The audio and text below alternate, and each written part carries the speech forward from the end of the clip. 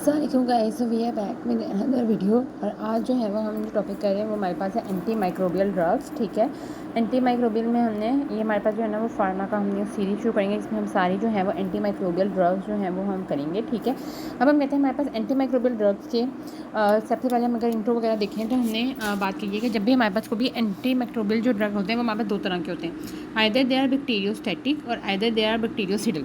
Bacteriostatic means हमारे पास ये होते हैं कि ये हमारे पास जो ग्रोथ होती है उसको स्टॉप कर देते हैं, जबकि बैक्टीरियोसाइड का मतलब होता है कि ये हमारे पास जो भी बैक्टीरिया होगा उसको क्या करेगा, हमारे पास किल कर देगा।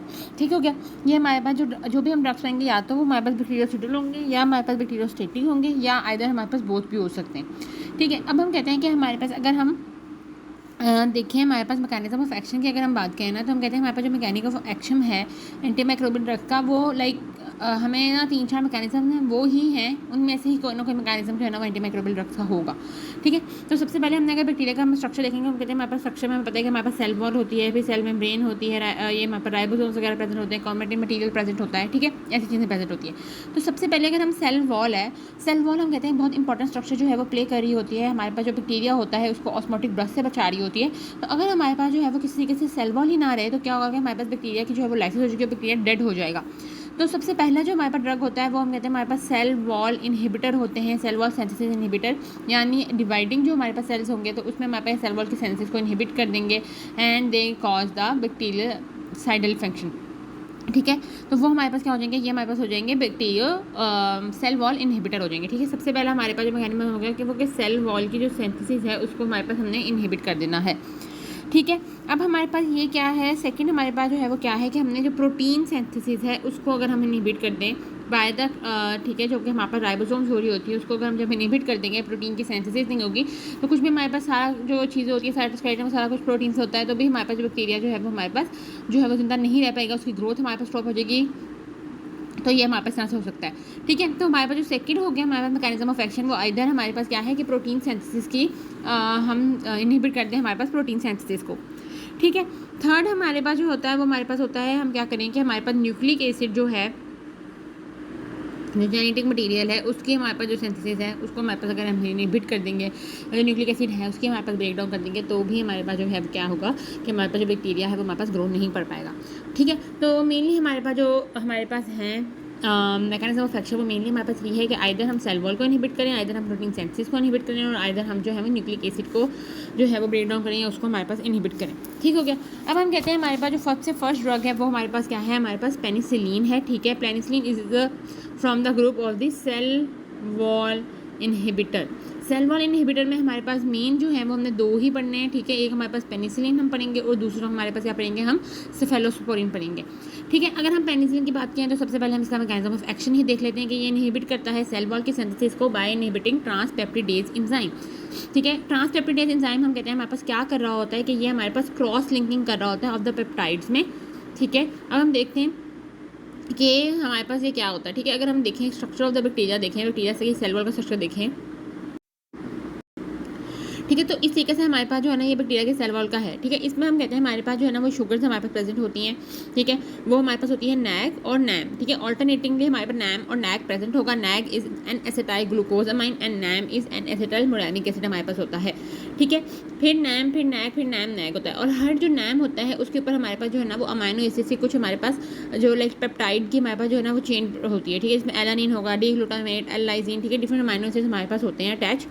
ठीक है, अब हम कहते हैं कि ये एक अमाइनो नैम नैग हो गया, ये नैम नैग हो गया। अब ये हमारे पास क्या है, अमाइनो एसिड की चेन है, ये नीचे भी हमारे पास नैम नैग और ये भी हमारे पास क्या है, अमाइनो एसिड की चेन। अब हम कहते हैं कि जो हमारे पास अमाइनो एसिड की चेन होता है ना उसके दरमियान में यहाँ पे हमारे पास जो है ना वो बॉन्ड बनता है। ठीक है, जो कि हमारे पास बॉन्ड जो है वो हमारे पास पेप्टाइड बॉन्ड बनेगा, जो कि हमारे पास बनेगा बाय द एंजाइम ट्रांसपेप्टिडेज एंजाइम। ठीक है, और हमारे पास पेनिसिलिन क्या करेगा कि ये जो बॉन्ड है इसको हमारे पास नहीं बनने देगा। ठीक है, ये जो एंजाइम होगा इसको इनहिबिट कर देगा और ये बॉन्ड नहीं बनने देगा, जिसकी वजह से हमारे पास क्या हो जाएगा कि जब बैक्टीरिया डिवाइड करेंगे तो नया जो बैक्टीरिया बनेगा उसकी हमारे पास जो सेल वॉल होगी वो हमारे पास क्या होगी कि नहीं होगी, जिसकी वजह से हमारे पास बैक्टीरिया जो है वो ऑस्मोटिक ब्रस्ट की वजह से हमारे पास उसकी लाइसिस हो जाएगी। ठीक है, ऑस्मोटिक ब्रस्ट हुआ है, लाइसिस हुआ है, तो उसका हम क्या कहेंगे कि हमारे पास बैक्टीरियल सिडल हमारे पास के फंक्शंस होंगे। ठीक है, ठीक है, तो हमने देख लिया हमारे पास कि उसने ट्रांसपेप्टिडेज एंजाइम को इनहिबिट करना है, हमारे पास क्रॉस लिंकिंग को बंद कर देना है, बैक्टीरियासिडल इफेक्ट होंगे। ज़्यादा इफेक्ट इसका ग्राम पॉजिटिव बैक्टीरिया पे होगा, क्योंकि अगर हमें पता है कि ग्राम पॉजिटिव और ग्राम नेगेटिव में क्या डिफरेंस है, तो हमें पता है कि जो हमारे पास ग्राम पॉजिटिव होता है उसमें जो पेप्टिडोग्लाइकन लेयर होती है वो काफ़ी थिक होती है एज कम्पेयर टू द हमारे पास ग्राम नेगेटिव जिसकी काफ़ी थिन होती है हमारे पास लेयर। ठीक है, तो जितने ज़्यादा हमारे पास थिक लेयर होगी पेप्टिडोग्लाइकन, उतने ज़्यादा वहाँ पे उतनी ज़्यादा हमारे पास यहाँ पे क्रॉस लिंक्स वगैरह होंगी, उतने ही उसको इनहिबिट करेगा, इसलिए ये ज़्यादा इफेक्टिवली हमारे पास ग्राम पॉजिटिव पे इफेक्ट करती होती है। हम कहते हैं अगर हमारे पास बिल्कुल नॉन डिवाइडिंग बैक्टीरिया, क्योंकि हमने यही बात किया है कि सेल वॉल की सिंथेसिस को इनहिबिट करेगी। एक दफ़ा सेल वॉल बन गई then the drug can not do any function. ठीक है ना, तो अगर हमारे पास बिल्फर्ज हमारे पास हम कहते हैं नॉन डिवाइडिंग बैक्टीरिया, तो फिर हमारे पास वहाँ पे पेनिसिलिन क्या करेगी कि वहाँ पे ऑटोलाइसिस बना देगी ताकि हमारे पास सेल जो है वो डिस्ट्रॉय हो जाए। ठीक हो गया।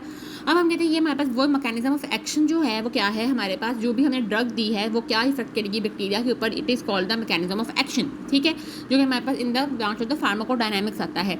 अब जो सेकंड हमारे पास है वो हमारे पास है resistance mechanism bye the bacteria. इस मतलब क्या है कि हमने फाइट चल रही है, ठीक है, एक ये हमारे पास सोल्जर है, ये हमारे पास पेनिसिलिन सोल्जर है, दूसरा ये हमारे पास जो है ना वो बैक्टीरिया सोल्जर है, बी है। अब हमारे पास यहाँ पे कुछ इसने काम करना था, जो पेनिसिलिन ने हमारे पास यहाँ पे काम किया, जो भी इसने लड़ाई की उसको हम क्या कह रहे हैं, मैकेनिज्म ऑफ एक्शन कह रहे हैं। लेकिन बैक्टीरिया भी तो जाहिर सी बात है उससे बचना चाहेगा ना, बैक्टीरिया से मर तो नहीं जाएगा, तो ये भी कुछ ना कुछ हमारे पास अपनी जो है वो उससे रेजिस्टेंस शो करवाएगा। ठीक है, कि भाई मैं लड़ रहा हूँ तो इसने भी कोई अपनी शील्ड रखी हुई है, जो भी अटैक्स हो रहे हैं वो उससे बच रहा है। तो जो हमारे पास उस मैकेनिज्म को हम कह रहे हैं कि रेजिस्टेंस मैकेनिज्म होते हैं बैक्टीरिया के, जो कि हमारे पास मेनली 4 हैं, और ये हर हमारे पास एंटी माइक्रोबियल ड्रग्स में तकरीबन ये 4 ही हमारे पास मेन जो है वो रहेंगे, और ये मतलब ये तकरीबन सेम ही है। तो हम एक में याद कर लेंगे तो हमें बाकियों में भी याद हो जाएगा। सबसे पहले हमारे पास ये है कि डिक्रीज़ कर देना परमिबिलिटी को। पोरिंग चैनल्स हम कहते हैं हमारे पास जो सेल वॉल होगी उसके बाद हमारे पास सेल मेम्ब्रेन होती है, तो उसके बाद हमारे पास पोरिंग चैनल्स होते हैं ताकि हमारे पास कोई भी substance in and out easily जा सके। तो क्या करेंगे, ये इन पोरिंग चैनल्स को इस तरीके से मॉडिफाई कर देंगे कि हमारे पास जो ड्रग है वो हमारे पास अंदर ना आ सके। ठीक है, तो हम क्या करेंगे, परमिबिलिटी या इनफ्लक्स जो है वो हमारे पास ड्रग का वो काम कर देंगे इनटू द बैक्टीरिया। सेकंड हम कहेंगे बिल्फर्स आ गए हैं तो हम क्या करेंगे, इफ्लक्स कर देंगे, उसको इंक्रीज़ कर देंगे इफ्लक्स को। ठीक है, कि जो भी ड्रग आ गया उसको बाहर भेज दो through the specific channels. Third हमारे पास क्या है कि अब ड्रग अंदर आया है तो अब ड्रग हमारे पास उसको हम चीर फाड़ दें, इंजाइमेटिक इनएक्टिवेशन कर दें। जैसे हमने पहले पता है कि हमारे पास जो पेनिसिलिन होता है उसमें हमारे पास क्या होता है, बीटा लैक्टम रिंग होता है। ठीक है, अब बीटा लैक्टम रिंग हमारे पास होता है C और ये N। तो हमारे पास यहाँ पे जो हमारे पास पेरीप्लाज्मिक स्पेस होती है ना बैक्टीरिया में, अब पेरीप्लाज्मिक स्पेस हमारे पास क्या होती है कि जो हमारे पास सेल मेम्ब्रेन और सेल वॉल के दरमियान में स्पेस होगी, इसको हम कहते हैं हमारे पास पेरीप्लाज्मिक स्पेस। इसमें हम कहते हैं हमारे पास बैक्टीरिया के पास जो है ना वो एंजाइम्स होते हैं जिसको हम कहते हैं बीटा लैक्टमेज। अब ये बीटा लैक्टमेज से कहता है कि हमारे पास जो बीटा लैक्टम रिंग होता है उसको हमारे पास हाइड्रोलाइज कर देता है एट दिस पॉइंट।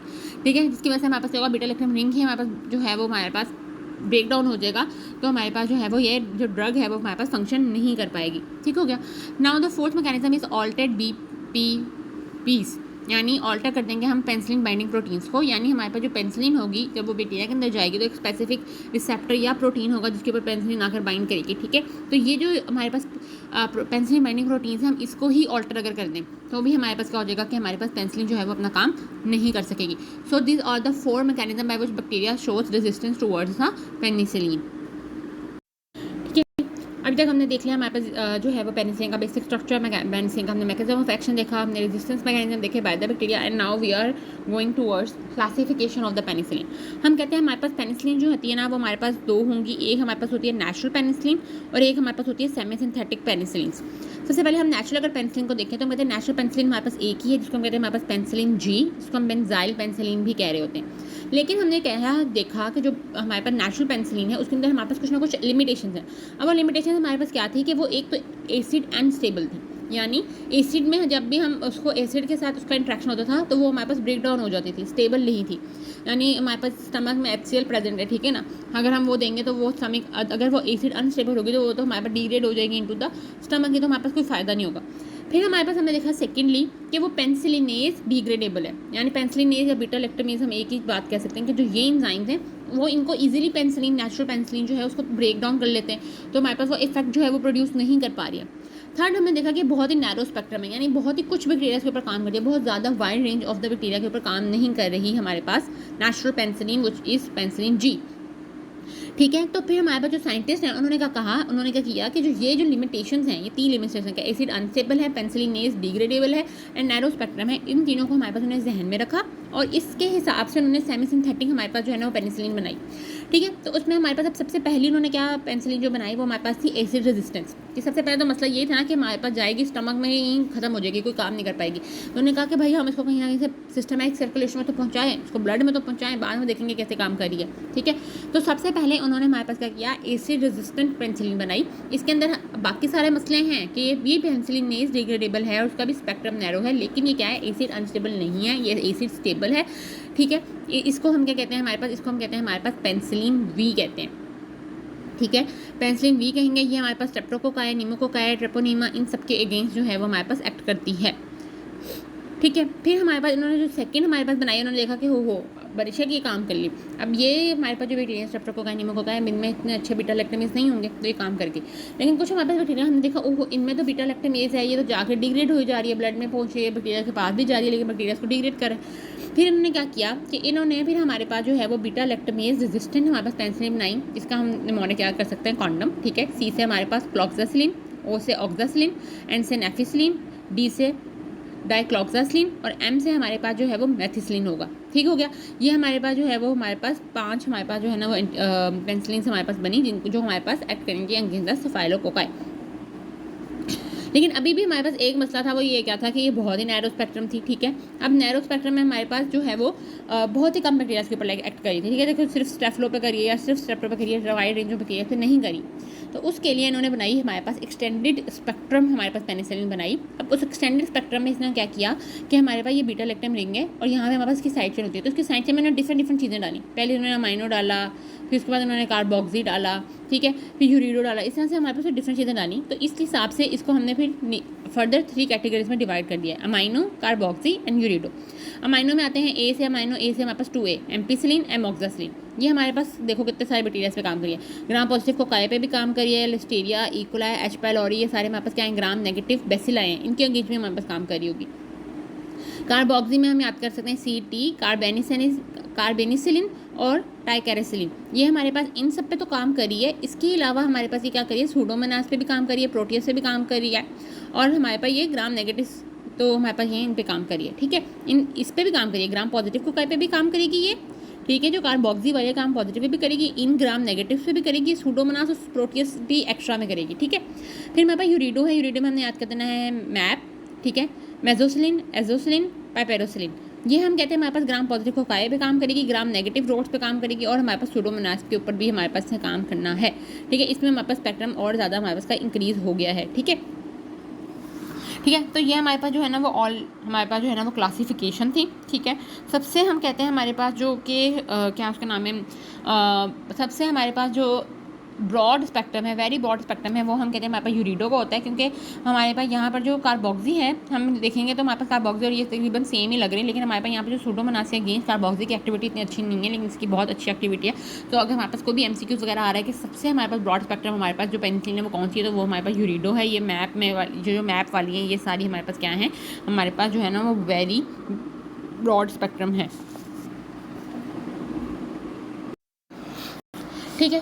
नेक्स्ट अब हम जो है वो क्या करते हैं, हम जो है वो उसके यूजेस के ऊपर आ जाते हैं। यूजेस में हमने जो है वो हम देते हैं तो थेराप्यूटिक यूजेस, और एक हमारे पास है प्रोफाइलेक्टिक। प्रोफाइलेक्टिक मतलब ये हो रहा होता है कि हमारे पास अभी डिजीज़ नहीं है, लेकिन हम पहले उसके प्रिवेंशन के लिए उसको यूज़ करें, और थेराप्यूटिक तो हमारे पास डिजीज़ हो गया और फिर हमारे पास में होता है, तो इसके लिए हमारे पास निमोनिक है, लास्ट मैन DP। ठीक है। थेराप्यूटिक में इसमें हमारे पास जो लेप्टोसीरिया मतलब कि ये हमारे पास बैक्टीरिया है, और जो भी हमारे पास इस बैक्टीरिया की जो भी इन्फेक्शन वगैरह कॉज करवा रहा है, कोई भी केस करवाता है, तो उसके अगेन हम क्या यूज़ करेंगे, पेनिसिलिन यूज़ कर देंगे। ठीक है।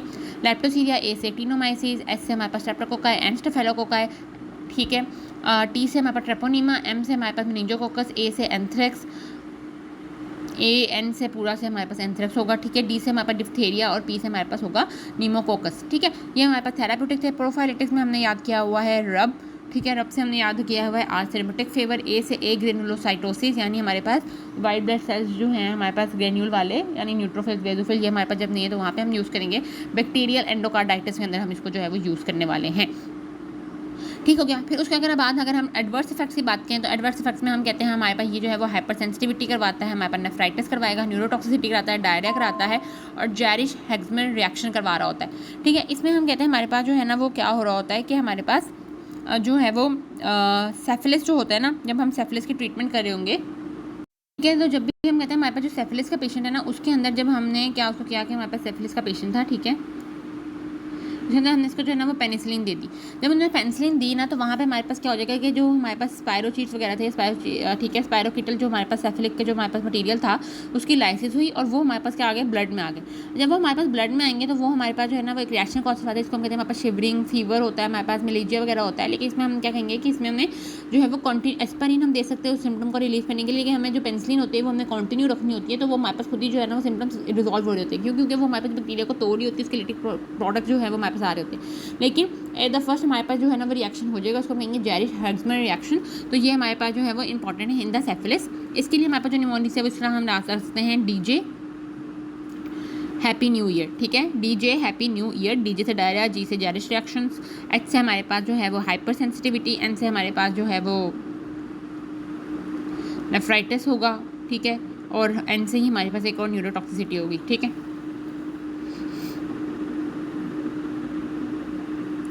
फिर हम कहते हैं हमारे पास जो है वो हमारे पास एब्जॉर्प्शन होती है। एब्जॉर्प्शन की अगर हम बात करें तो हम कहते हैं कि हमारे पास ओरल रूट, आईवी, एमआईएम, इन तीनों से हम जो है वो इसको दे सकते हैं। हम कहते हैं इसको हम मेनली एम्प्टी स्टमक जो है वो हम ओरल जो है वो जो है वो कि मतलब हमारे पास जो ओरल वाले हैं ना, अब जो हमारे पास ऐसी पेंसिलिन जो हमारे पास एसी स्टेबल हैं, जैसे मतलब पेंसिलिन वी होगी, उनको हम इजीली ओरल दे सकते हैं। लेकिन मतलब हम एम्प्टी स्टमक देंगे ताकि हमारे पास एचसीएल की डिग्रेडेशन जो है उससे प्रिवेंट कर सकें, क्योंकि अगर हम खाने के साथ देंगे तो एचसीएल साथ में रिलीज होगा तो और ज़्यादा प्रिवेंट होगा। अगर हमने बिलफर्ज कोई ऐसी देनी है जो कि हमारे पास स्टेबल नहीं है, ठीक है, तो फिर हम इसके अलावा हम कह रहे होते हैं कि है हमारे पास एसिड स्टेबल, हम कहते हैं हमारे पास कौन सी हमारे पास हो रही होती हैं। ठीक है, तो हम याद रख लेते हैं कि एसिड स्टेबल है वो हम इजीली दे सकते हैं, तो इसलिए हमने याद किया है वोडका के होता है, लेकिन हम सी लगाएंगे इसमें। ठीक है, पेंसिलिन वी, ऑक्सासिलिन, डिक्लोक्सासिलिन,